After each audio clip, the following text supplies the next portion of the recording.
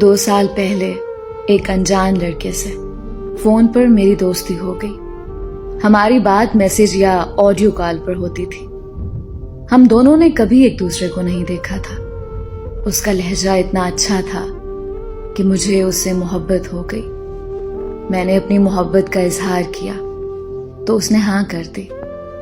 پھر ہم دونوں نے ایک دوسرے کو تصویریں شیئر کی. ایک دوسرے کو دیکھنے کے بعد ہماری محبت میں شدت اور بڑھ گئی. 6 مہینے گزر جانے کے بعد مجھے پتا چلا کہ جو تصویر اس نے مجھے بھیجی تھی وہ اس کی نہیں بلکہ اس کے کزن کی تھی. مجھے بہت دکھ ہوا. جس چہرے کو میں دل میں بسا کر دن رات پیار بھری باتیں کرتی تھی وہ چہرہ اس کا نہیں بلکہ کسی اور کا تھا. پھر اس نے مجھے اپنی تصویر بھیجی جو کہ مجھے پسند نہیں آئی تو میں نے اسے بات کرنا بند کر دی.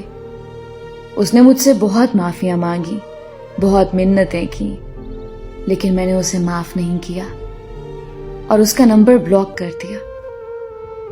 کچھ عرصے کے بعد میں بہت بیمار ہو گئی اور علاج کے باوجود مجھے شفا نہیں مل رہی تھی.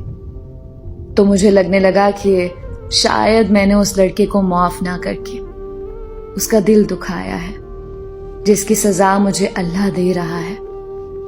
میں نے اسے ان بلاک کیا اور اسے معافی مانگی. اس کے معاف کرنے کے بعد میں جلدی ٹھیک ہو گئی. ہم پھر سے ایک دوسرے کے ساتھ دن رات باتیں کرنے لگے. اس بار محبت کی شدت پہلے سے کئی گنا بڑھ چکی تھی.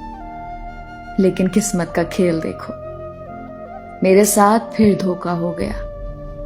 وہ شادی شدہ اور 2 بچوں کا باپ نکلا اور اس نے یہ بات مجھ سے چھپائی ہوئی تھی اور اسے اس بات کا علم نہیں تھا کہ مجھے اس کی شادی کا پتہ چل چکا ہے.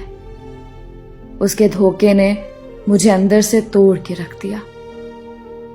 لیکن میں اب اس کی محبت میں اس قدر پاگل ہو چکی ہوں کہ میرے لیے اس کو چھوڑنا شاید اپنی سانسوں کو توڑنا ہے.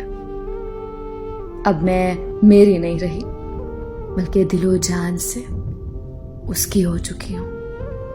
وہ چاہے تو مجھے اپنی دوسری بیوی بنا لے یا پھر اپنے ہاتھوں سے مار دے, کیونکہ اب اس کے بغیر اب مجھے ایک سانس بھی گوارا نہیں.